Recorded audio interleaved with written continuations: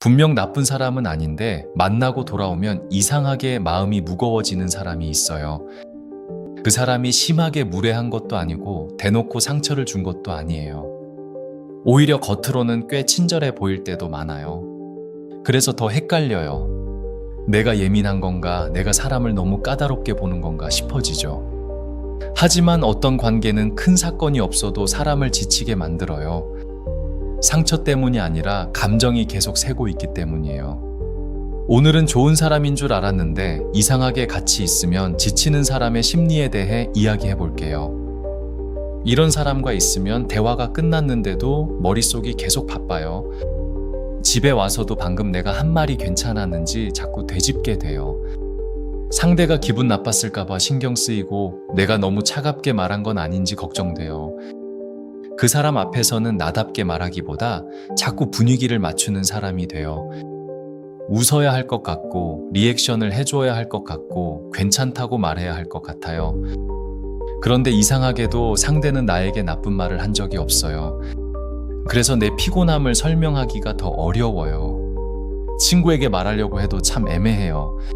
그 사람이 뭐 잘못했는데 라는 질문을 받으면 딱히 대답이 떠오르지 않으니까요. 그래서 결국 이렇게 생각하게 돼요. 그냥 내가 체력이 약한가 보다, 내가 사회성이 부족한가 보다. 그런데 여기서 정말 중요한 건요, 당신의 몸과 마음은 생각보다 훨씬 정직하다는 거예요. 머리는 괜찮다고 말해도 마음은 이미 알고 있을 때가 있어요. 이 관계 안에서 내가 편하지 않다는 걸요. 이런 사람의 특징은 아주 노골적이지 않아요. 오히려 처음에는 배려심이 있어 보여요. 말도 잘 들어주고 연락도 먼저 하고 내가 힘들다고 하면 걱정하는 말도 해줘요. 그런데 시간이 지나면 관계가 이상한 방향으로 흘러가요. 어느 순간부터 내가 상대의 감정을 계속 돌보게 돼요. 상대가 서운해할까봐 거절을 못하고 상대가 혼자 남겨졌다고 느낄까봐 내 시간을 미루게 돼요. 약속을 정할 때도 내 컨디션보다 상대의 기분을 먼저 생각하게 돼요. 대화에서도 비슷해요. 상대의 이야기는 길어지고 내 이야기는 점점 짧아져요.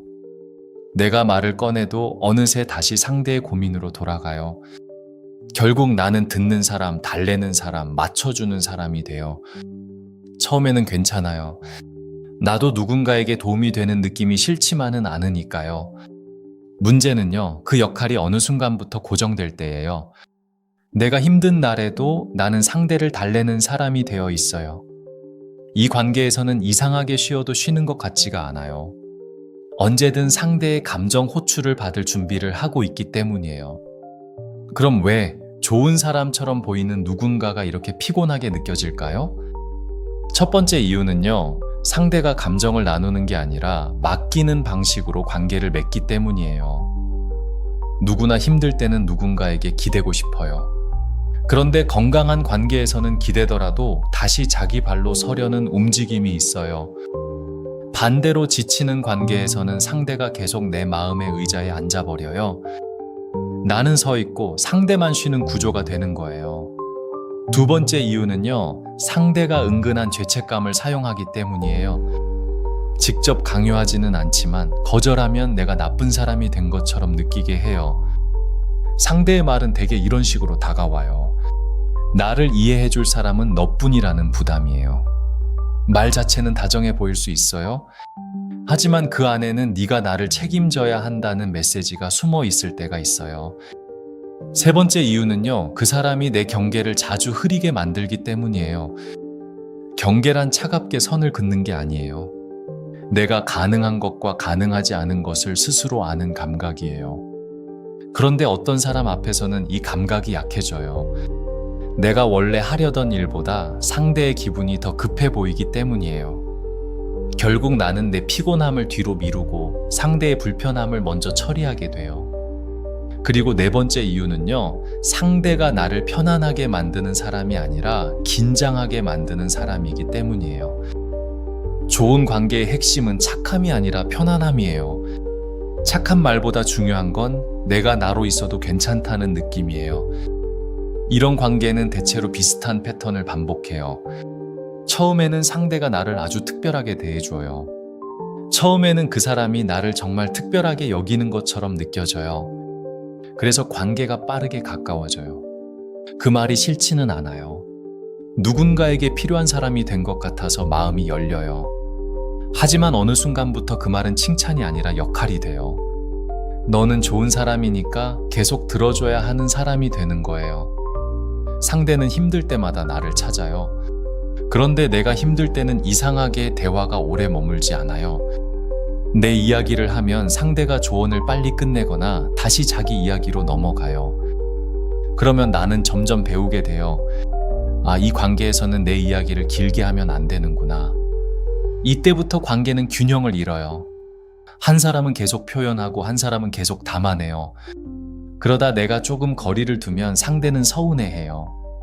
예전에는 잘 들어줬는데 왜 갑자기 변했냐고 느껴요.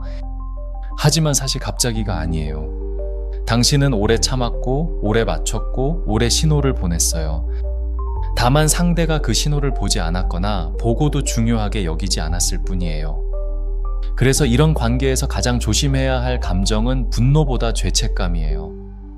내가 쉬고 싶은데 미안하고, 답장을 늦게 했는데 미안하고, 오늘은 만나고 싶지 않은데 미안해져요. 하지만 미안함이 든다고 해서 내가 잘못하고 있다는 뜻은 아니에요.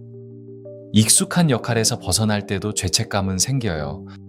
그럼 이런 사람을 어떻게 대하면 좋을까요? 무조건 끊어내야 한다는 뜻은 아니에요. 먼저 해야 할 일은 그 사람을 판단하는 게 아니라 내 몸의 반응을 확인하는 거예요. 그 사람을 만나기 전부터 부담스럽지는 않은지, 만나고 나서 유난히 피곤해지는지, 대화 후에 자꾸 나를 검열하게 되는지 살펴보세요. 두 번째는 작은 거절을 연습하는 거예요. 큰 선언보다 작은 문장이 더 현실적이에요. 오늘은 쉬고 싶어서 내일 답하겠다고 말해보세요. 오래 통화하기 어렵다는 말도 충분해요. 이 문장들은 차가운 말이 아니에요. 내 마음의 문을 부수지 않고 여닫는 연습이에요. 세 번째는 상대의 반응을 관찰하는 거예요. 내가 경계를 말했을 때 그 사람이 어떻게 반응하는지가 관계의 중요한 단서예요. 건강한 사람은 처음엔 아쉬워도 결국 이해하려고 해요. 반대로 지치게 하는 사람은 내 경계를 자기 거절로 받아들여요. 네 번째는 설명을 너무 많이 하지 않는 거예요. 내 피곤함을 증명하려고 애쓰면 또다시 그 관계에 에너지를 쓰게 돼요. 그냥 지금은 어렵다고 말해도 돼요.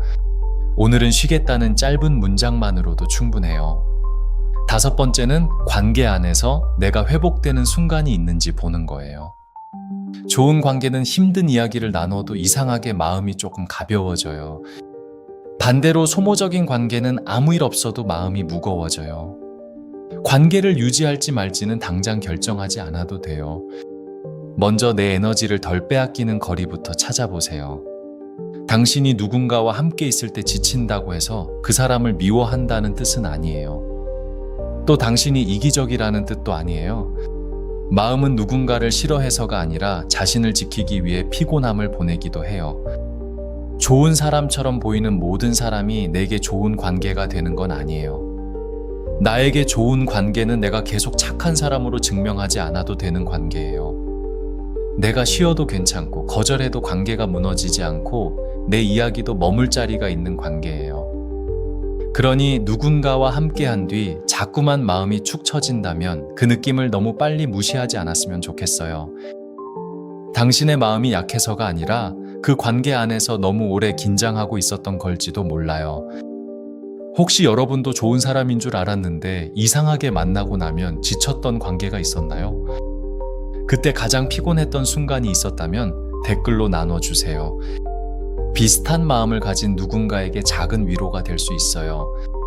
이런 관계의 경계를 차분히 배우고 싶다면 다음 이야기도 함께 들어주세요. 오늘은 당신의 마음이 조금 가벼워졌으면 좋겠어요. 여러분은 어떠신가요? 좋은 사람인데도 이상하게 같이 있으면 지쳤던 관계가 있었다면 댓글로 조용히 남겨주세요. 여러분의 한마디가 누군가에게는 나만 그런 게 아니었구나 하는 위로가 될 수 있어요.